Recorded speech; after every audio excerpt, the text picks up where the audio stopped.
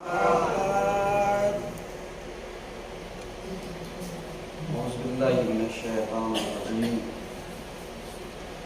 الله الرحمن الرحيم الحمد لله رب العالمين الصلاة والسلام على أشرف الأنبياء والمرسلين أما بعد فقد قال عليه السلام سلامة الدين والدنيا في مدارات الناس صلوات محمد وعلى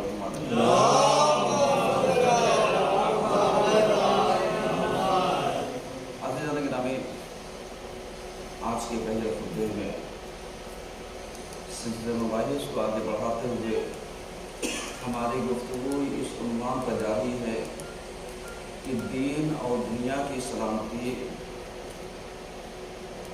لوگوں کے ساتھ اچھا برتاؤ کرنے میں سلامت الدین والدنیا فی مدارات الناس، کیونکہ آج کے زمانے میں خصوصی طور پر جب کنڈیشن اپلائی حالات ہوں تو ایسے موقع پر انسان کے اخلاق، کردار، عادات، ان ساری چیزوں کی آزمائش ہوتی ہے کہ انسان کس حالات میں، کس کنڈیشن میں، کس مجبوری میں اور کن اختیارات کی بنیاد پر اپنی زندگی کو کیسے بسر کرتا ہے اور اس کا رابطہ لوگوں کے ساتھ کیسا ہے۔ جیسے آپ کے ذہن میں ہو، ہم نے عرض کیا تھا کہ اگر کوئی خالی دنیا داری میں اترنا چاہے تو خالی دنیا داری میں اترنا بہت آسان ہے، اور اگر کوئی خالی دینداری میں اترنا چاہے تو خالی دیندار بننا بھی بہت آسان ہے۔ لیکن اگر کوئی انسان دونوں کو بیلنس کرنا چاہے کہ اس کے ایک ہاتھ میں دنیا ہو اور ایک ہاتھ میں دین ہو، نتیجہ کیا ہوگا؟ نتیجہ یہ ہوگا کہ ایسا شخص حالات کا شکار جلدی ہوتا ہے۔ اگر بیلنس کرنے کی صلاحیت نہیں ہے، حالات سے سمجھنے کی اور سمجھوتا کرنے کی صلاحیت نہیں ہے، موقع اور محل کو سمجھنے کی صلاحیت نہیں ہے، تو ممکن ہے ایک انسان دیندار ہو لیکن خود حالات کی بنا پر دین کیا کہتا ہے اس سے ناواقف ہو سکتا ہے ایک انسان بہترین اور شریف انسان ہو، لیکن معاشرے کے اور معاشرتی زندگی جو اجتماعی ہوتی ہے اس کے بھی تقاضے ہیں۔ اگر ہم چاہیں اپنی زندگی بسر کرنا تو ہم سے اچھا کون ہے؟ لیکن اسلام نے کیا کہا؟ اسلام نے کہا کہ تمہارے عزیز و اقارب، رشتہ دار، تمہارے پڑوسی، ان کے حقوق بھی تمہارے اوپر کیا ہوتے ہیں؟ مرتب ہوتے ہیں۔ اب آپ بتائیے، یہاں پر اگر کوئی دنیا داری پر زندگی بسر کر رہا ہے تو ایسے حالات جب اس کے اوپر مرتب ہو رہے ہیں، اس کی اپنی ذمہ داری کیا ہے؟ اس کی اپنی ذمہ داری یہی ہے کہ وہ اپنے پڑوسیوں کا خیال کرے، اگر نہیں کرے گا تو بہتر ہے۔ اسے چاہیے کہ اپنے عزیز و اقارب کا خیال کرے۔ آج ایک چیز ہمارے یہاں سماج میں جو بہت سارے اچھے کاموں میں رکاوٹ ڈال دیتی ہے، انسان ایک تعامل سے کام لے لیتا ہے، بہانہ بازی تھوڑا سا اختیار کر لیتا ہے، مثلا رشتہ داری ایک لفظ ہے، رشتہ داری۔ ہر انسان رشتہ داری کا آڑ لے کر کے اپنے آپ کو بچا جاتا ہے، اور جب یہ बचा जाता है तो नतीजा क्या है? नतीजा यही है कि जब ये ऐसे हालात पैदा कर लेता है और ऐसे हालात पैदा हो जाते हैं तो नतीजा क्या होता है? नतीजा ये होता है कि वो रिश्तेदारी के आड़ में क्या होता है, हम अपने रिश्तेदारों की मदद कर रहे हैं। तो मदद कर रहे हैं तो इसका अजर अल्लाह देने वाला है। सही है, अगर आप बेहतर कर रहे हैं तो इसका अजर अल्लाह मुरतब कर रहा है। लेकिन अगर इसी की आड़ में समाज की दूसरी खिदमत को आप तर्क कर दें और छोड़ दें तो नतीजा क्या होगा? नतीजा यही होगा कि जो हमें बेहतरी की तरफ जाना चाहिए था वो हम बेहतरी की तरफ नहीं जा पा रहे। क्यों? इसलिए कि इस्लाम ने पड़ोसियों का हक रखा और हम अपनी फर्दी जिंदगी में, अपनी पर्सनल लाइफ में इतने ज्यादा बिजी हो गए कि हमें एहसास भी नहीं रहा। अब अगर किसी ने टोका दिया, साहब आपके पड़ोसी परेशान आ रहे हैं, क्या बताएं किसको किसको देखें, अजीज व कारी बहुत है, रिश्तेदार बहुत है, फला बहुत है, ये कह के लाइट नहीं है, उधर पंखे बंद कर दिए, लाइट जा चुकी है, थोड़ा सा एक ख्याल रखिए। सब बात करिए सब।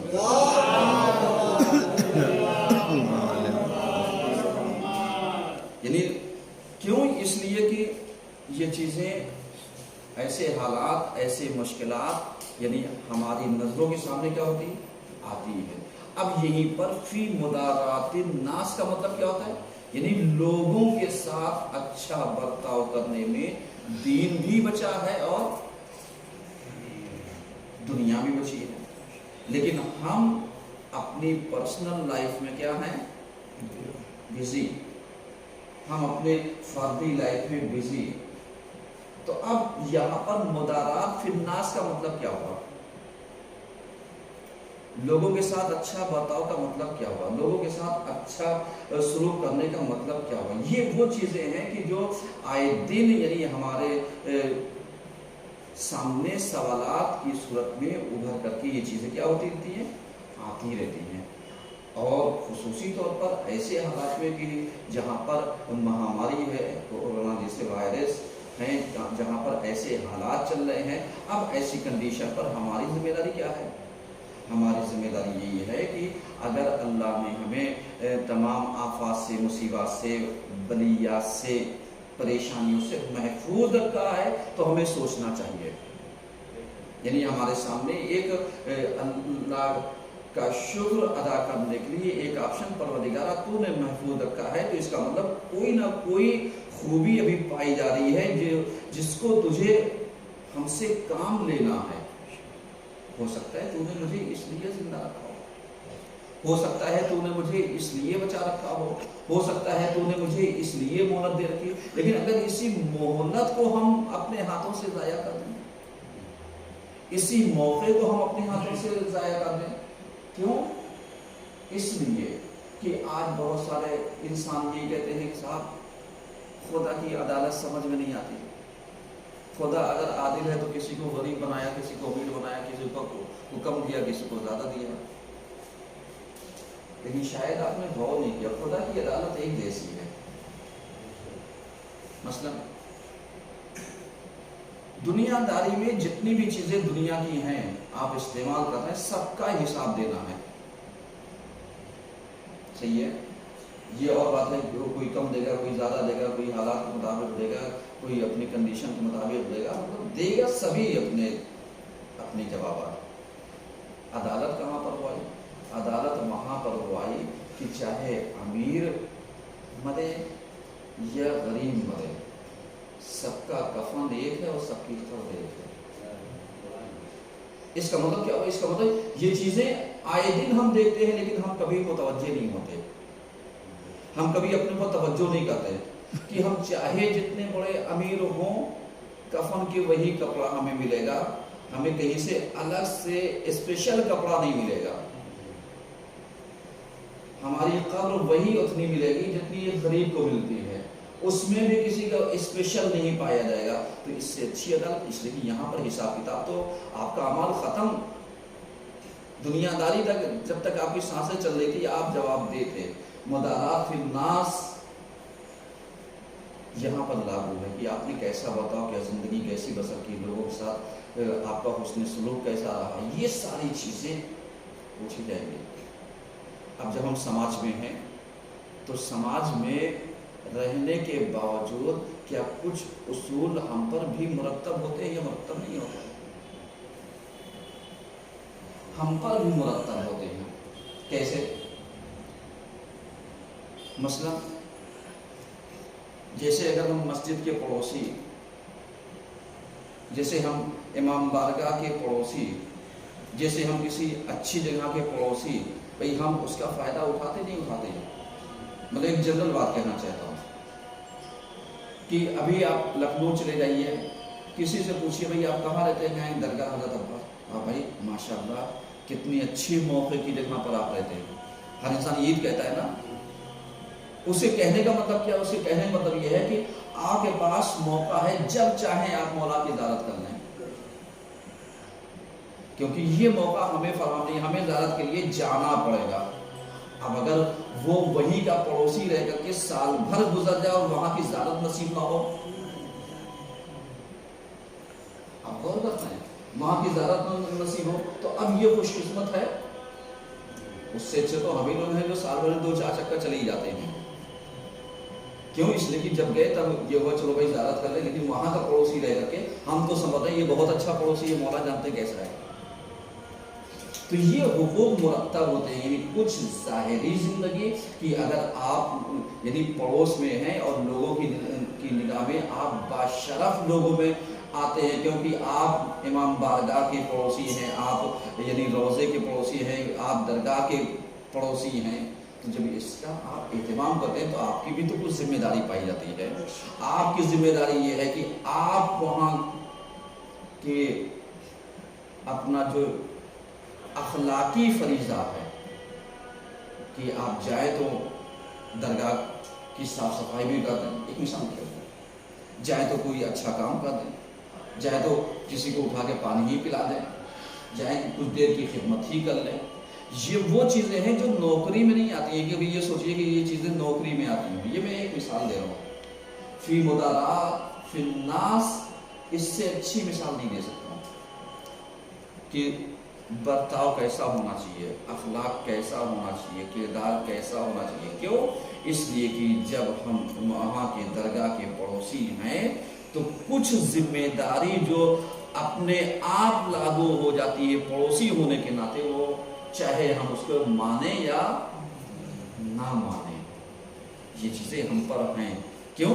اس لیے کہ جب درگاہ میں کوئی نظر دلاتا ہے تو پڑوسیوں تک کھانا ایسے ہی پہنچ جاتا ہے، تو فائدہ ملتا ہے نہیں ملتا ہے؟ جب فائدہ ملتا ہے تو کہیں نہ کہیں ذمہ داری بھی تو اٹھانی چاہیے۔ کیوں؟ اس لیے کہ آپ جائیے دیکھیے ذرا سا، جو اوپر جائیے، آپ ابھی نظر نیاز کیجیے، ذرا سا نس کے لیے دیکھ چڑھوا دیجیے، تو جو وہاں کا عملہ ہوگا وہ کہے گا صاحب آپ ہمیں دیجیے، آپ کو کتنی پلیٹ چاہیے؟ آپ کہیں گے میرے 20 آنے 25 آنے، اس کے بعد وہ 20 پلیٹ بھی آپ کو بمشکل تمام بقیہ پتہ نہیں چلے گا کس کو گئی ہے، اس کا مطلب وہاں کے پڑوسیوں تک پہنچ گیا۔ تو اب فائدہ کسے ملا؟ پڑوسیوں کو۔ اب صاف صفائی کرنے کے لیے یہاں سے کوئی جائے گا وہاں صفائی کرنے کے لیے؟ کہا نہیں، کہا اب جب تم وہاں پڑوسی ہونے کے ناطے نعمت کا استعمال کر سکتے ہو تو تمہاری ذمہ داری ہے صاف صفائی کرنا، دیکھنا، اس کے حق کو ادا کرنا۔ ایک سمجھ پڑھیے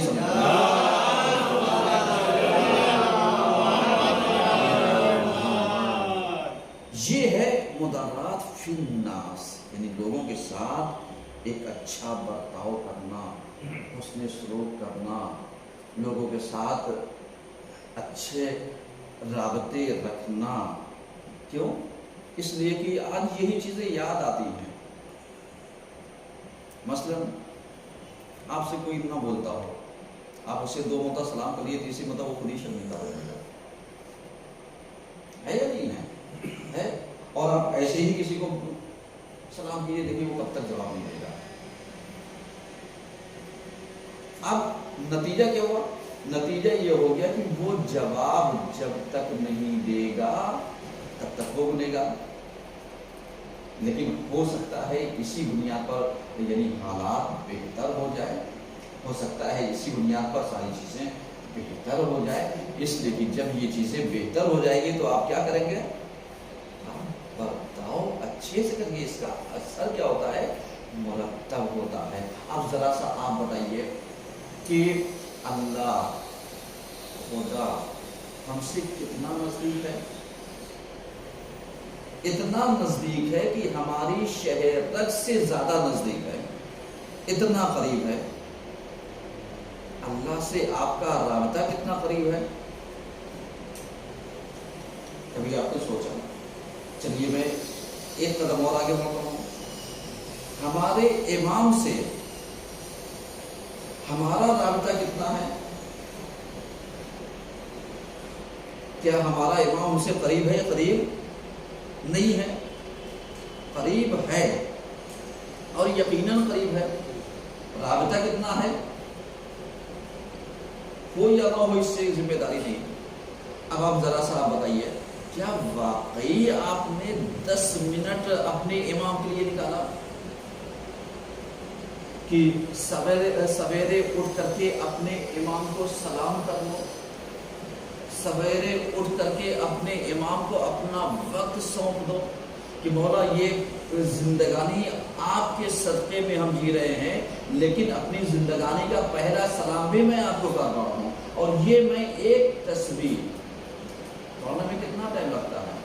بہت مشکل تمام 2 منٹ. اگر ٹھہر کر کے پڑھے 3-4 منٹ 5 منٹ. اگر ایک صلوات کی تسبیح، مولا کچھ نہیں، میرے پاس کچھ نہیں ہے، لیکن میں یہ 10 منٹ آپ کے نام پر ہدیہ کر رہا ہوں، آغاز کر رہا ہوں آپ کے نام پر.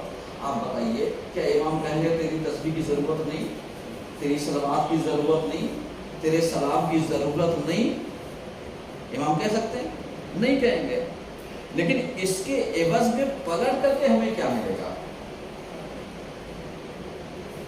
اس کے عوض میں جو چیزیں پلٹ کر کے ہمیں ملنے والی ہیں، یا جو چیزیں ہمیں ملتی ہیں، وہ جانتے کیا ملتا ہے؟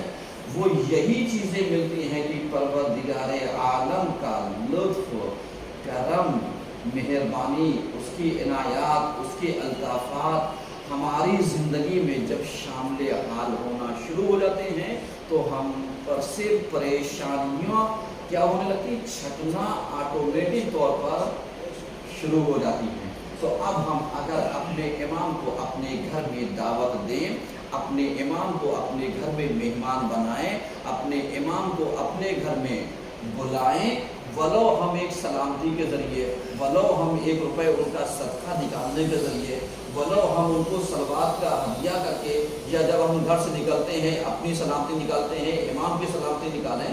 امام کی سلامتی کی ضرورت ہے، دعا کرو، لیکن اگر یہ کار خیر کر لو گے تو کم سے کم امام یہ تو سمجھیں گے کہ واقعی یعنی تمہارے اندر اتنی چیزیں پائی جا رہی ہیں کہ جب تم ہماری سلامتی کی فکر کر رہے ہو تو ہمیں تمہاری سلامتی کی فکر ہونی چاہیے یا نہیں ہونی چاہیے. تو کم سے کم ہم مدارات فی الناس میں جہاں لوگوں کے ساتھ اچھا برتاؤ کریں، اچھا برتاؤ رکھیں، وہیں اپنے امام سے بھی ہمارا رابطہ اچھا ہونا چاہیے. کیونکہ جب ہمارے امام سے ہمارا رابطہ اچھا ہوگا تو ہمیں کوئی مشکلات پیش آنے والی نہیں ہے، اور جب مشکلات پیش نہیں آئے گی تو پھر ایسا نہ ہو کہ یا صاحب الزمان ہم اپنے امام کو آواز دیں. صحیح ہے، ہم اپنے امام کو لائیں، امام آ جائیے علاجل، یا امام اپنا ظہور کیجئے، جلدی کیجئے، ہماری مشکلات کو چھاڑ دیجئے. تو امام کیا کہیں گے؟ ہماری آواز جو نحیف سی آواز ہے، اس کے اوپر امام لبیک نہیں کہیں گے، امام حامی نہیں بھریں گے، امام اپنا کرم ظاہر نہیں کریں گے، امام اپنے الطافات اور عنایات کو ظاہر نہیں کریں گے. یقیناً یہ ساری چیزیں یعنی ضروری ہیں کہ ہم اپنے عنایات کو، الطافات کو، اپنی چیزوں کو کیا کریں؟ بہتر سے بہتر کریں اور اچھے سے اچھا برتاؤ رکھیں. اور جب ہمارا رابطہ بندوں سے اچھا ہو جائے گا تو آٹومیٹک طور پر ہمارا رابطہ خدا سے بھی اچھا ہو جائے گا اور ہمارے امام سے بھی اچھا ہو جائے گا.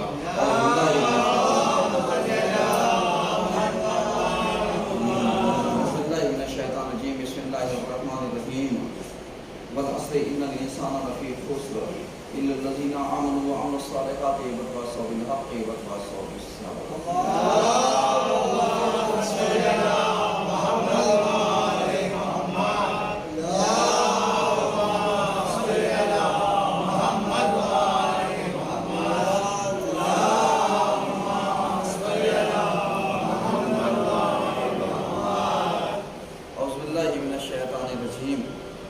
بسم اللہ الرحمن الرحیم. الحمدللہ رب العالمین، الصلاۃ والسلام علی اشرف الانبیاء والمرسلین. اما بعد فقد قال الحسن علیہ السلام ان اللہ جعل شہر رمضان مزبانا لخلقہ فیستبقون فیہ بطاعتہ الی مرضاتہ. صلی اللہ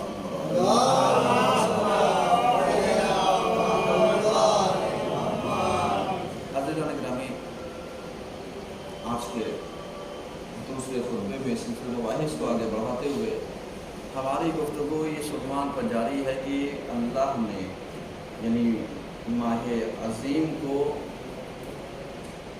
ایک مسابقے کا میدان لوگوں کے لیے قرار دیا ہے تاکہ ہم اس میں اطاعت پروردگار کے ذریعے اللہ کی مرضی کو کیا کریں، حاصل کر سکیں.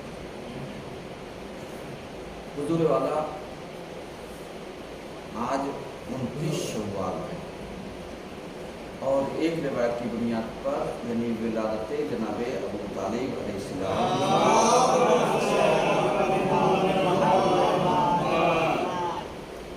اب آپ ذرا سا غور کیجیے کہ جناب ابو طالب کون ہے؟ محسنین اسلام کہ جن کے احسانات اسلام کے اوپر، جن کے احسانات تمام چیزوں کے اوپر پائے جاتے ہیں. خصوصی طور پر یعنی جب اسلام کو ضرورت پڑی ایک سائے کی تو جناب ابو طالب جیسے شخص نے اپنا سایہ رکھا اور جو خاتم النبیین تھا اس کی پرورش میں،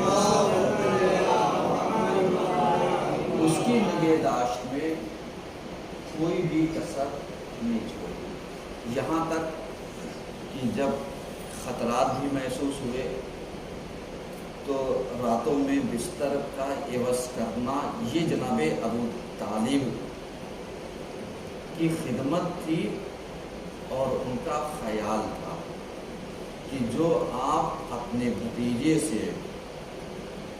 حسن سلوک کرتے تھے اور برتاؤ کرتے تھے اور اپنی سگی اولاد کو قربان کرنے کے لیے ہر وقت کیا تھے، تیار رہتے تھے. اب اپنی اولاد کو جب ہر وقت قربان کرنے کے لیے تیار تھے، نتیجہ کیا ہوتا تھا؟ نتیجہ یہ ہوتا تھا کہ اگر دشمن حملہ آور ہو جائے یا حملہ کر دے تو میرا بیٹا شہید ہو جائے اور میرا بھتیجا کیا ہو، بچ جائے. میں ایک سوال کرتا ہوں کہ اگر ایسی فکر کے افراد اگر پائے جائیں گے تو صرف اور صرف مکتب اہل بیت میں پائے جائیں گے کہ جہاں پر ایثار گری، قربانی، فداکاری، یہ سارے جذبات صرف اور صرف کہاں پائے جاتے ہیں؟ مذہب اہل بیت میں پائے جاتے ہیں. اور مذہب اہل بیت کا دائرہ کسی بھی فرقے کے لیے معین نہیں ہے. مطلب کوئی یہ نہ سوچے کہ مذہب اہل بیت کا مطلب یہ ہو گیا کہ ہم جس مذہب پہ صرف یہی ہے. نہیں، مذہب اہل بیت کا دائرہ معین نہیں ہے. یعنی اس میں کوئی بھی فرد اپنے کردار کی بنیاد پر، اپنے اخلاق کی بنیاد پر، اپنے مذہب کی بنیاد پر اس دائرے میں کیا ہو سکتا ہے، شامل ہو سکتا ہے. مثلا اللہ نے کسی بھی بندے کے ساتھ ناانصافی کو پسند نہیں کیا ہے. مثلا حاتم طائی صحیح ہے، اس کی ایک صفت تھی سخاوت، سخی تھا، بانٹنے کی عادت تھی. ولو یہ مذہب حقہ پر نہیں تھا، لیکن اللہ نے اس کی سخاوت کی بنیاد پر اپنے قانون کو توڑنا پسند کیا۔ وہ بھی توڑنے سے مراد کیا ہے، یہ بھی وضاحت کی طرف، یعنی جہنم میں یہ ہوگا لیکن جہنم اس کو اس بنیاد پر نقصان نہیں پہنچائے گی، سخاوت کی بنیاد پر۔ سمجھیے گا، بہت بڑی بات کر رہا ہوں، بہت بڑی چیز وہ کہہ رہا ہوں کہ مطلب حاتم طائی کے بارے میں روایات موجود ہیں، جس کو چاہیے وہ بعد میں لے سکتا ہے، حاصل کر سکتا ہے اگر کسی کو شک ہو۔ تو کہنے کا مطلب یہ ہے کہ یہ چیزیں کیا ہیں، یہ چیزیں کسی خاص کی ملکیت نہیں ہے، اور یہ احسان، فداکاری، ایثارگری یہ صرف اور صرف مذہب اہل بیت میں پائی جاتی ہے۔ صحیح ہے۔ اب جناب ابو طالب نے جو بھی خدمات انجام دی، فداکاری انجام دی، جناب خدیجہ نے اپنی دولت کے ذریعے اس چیز کو، اسلام کو سیچا، تو آج اگر اسلام ان دونوں کے اوپر غلو منت نہیں ہوگا تو کس کا ہوگا؟ لیکن امت کتنی دفعہ کار ہے کہ جو محسن اسلام ہے اسی کو کہہ دیا صاحب کلمہ نہیں پڑھا۔ آپ بتائیے، جو ولی خدا کو، کیا ولی خدا کو کلمہ پڑھنے کی ضرورت ہوتی ہے؟ آپ غور کر رہے ہیں۔ اور خود جناب ابو طالب اس دور میں جب تک انہوں نے اعلان نہیں کیا تھا تب تک دین حنیف اس پر بقا، سمجھ رہے ہیں؟ اور بعض افراد کتنی آفارش کہتے تھے صاحب کلمہ آپ انہوں نے نہیں پڑھا۔ آپ بتا دیجئے، کیا کبھی کسی کافر کے سلب سے کوئی ولی خدا ہوا ہے، حجت خدا ہوا ہے؟ نہیں ہو سکتا، کیونکہ یہ جو چیزیں ہوتی یہ سلب طاہرہ سے ہوتے ہوئے آتی ہیں، پاکیزہ نفوس سے یہ چیزیں آتی ہیں، سمجھ رہے ہیں؟ لیکن کتنا ناقدرہ آج کا مسلمان اور انسان ہے کہ جو یعنی محسن اسلام کے اوپر ہی آبجیکشن۔ تو یہ فطرت مسلمانوں کی گئی نہیں ہے کہ جو کسی بھی ایک تحریک کو، ایک مشن کو لے کر کے اٹھتا ہے، جب وہ مشن کامیاب ہو جاتا ہے تو جو بانی ہوتا ہے سب سے پہلے ہاتھ اسی کے اوپر اٹھایا جاتا ہے کہ اگر انہوں نے یہ نہ کیا ہوتا تو یہ نہ ہوتا، انہوں نے یہ نہ کیا ہوتا تو یہ نہ ہوتا۔ ایک سلوات تو پڑھیے گا۔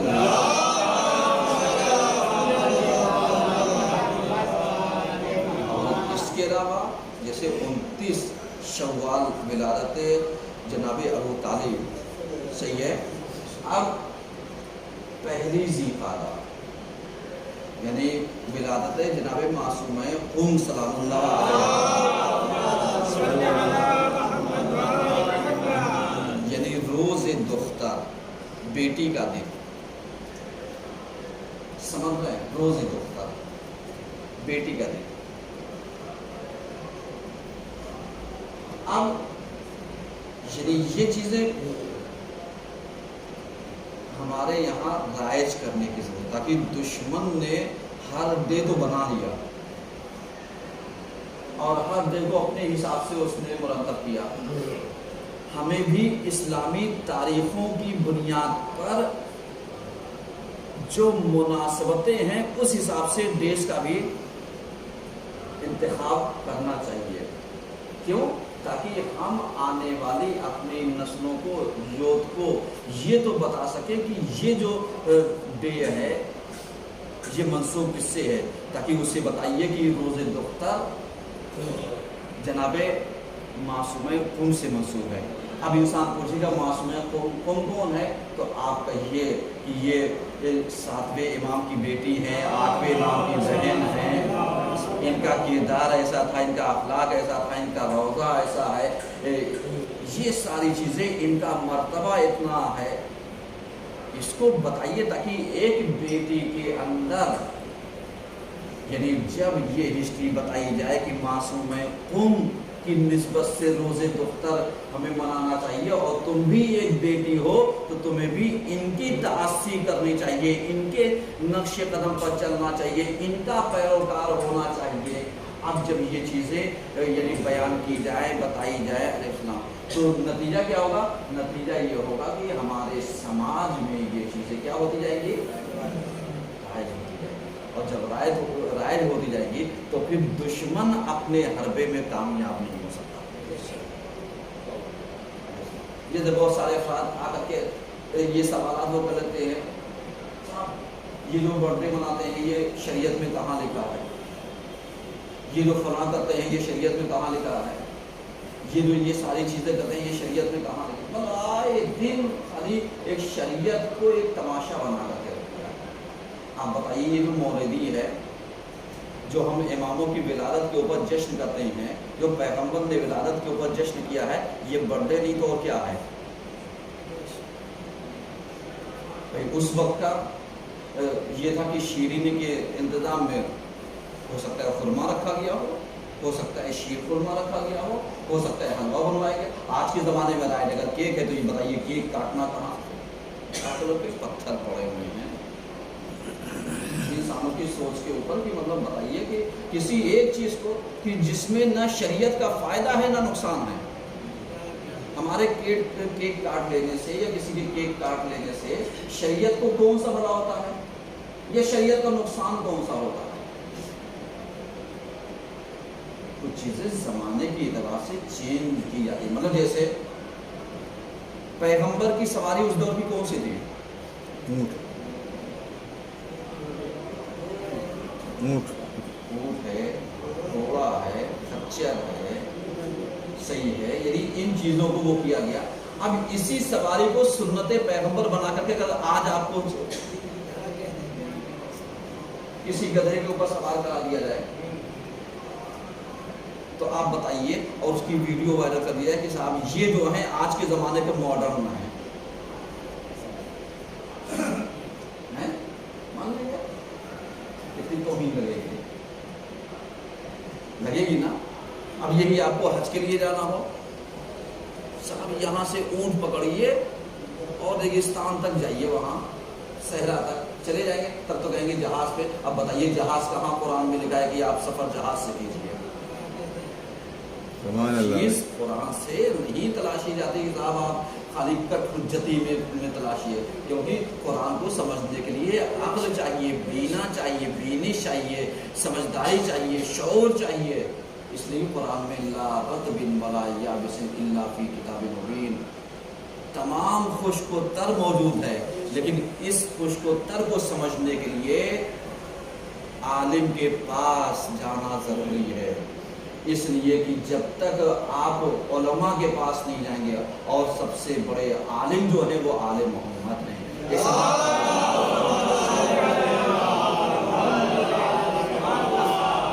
تو آپ ان تک جائیے، تب سمجھ میں آئے گا کہ کر کیا رہے، ہو کیا رہا ہے، ہونا کیا چاہیے، صحیح کیا ہے، غلط کیا ہے، سمجھ رہے ہیں؟ تو اس طریقے سے ہمیں یعنی ایک مسابقے کا میدان تیار ہے۔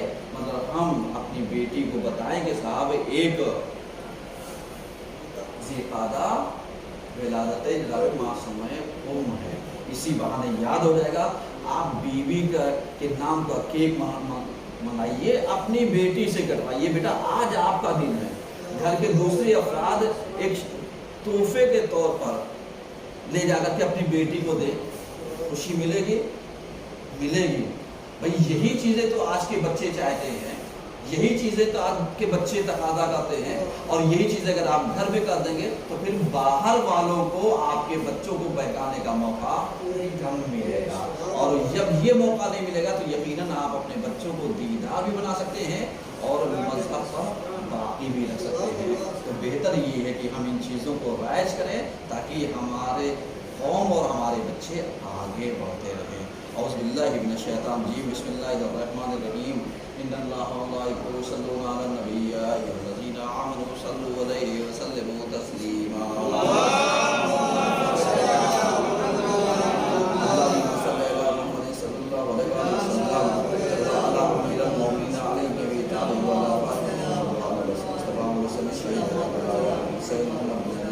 وعلى محمد وسلم جعفر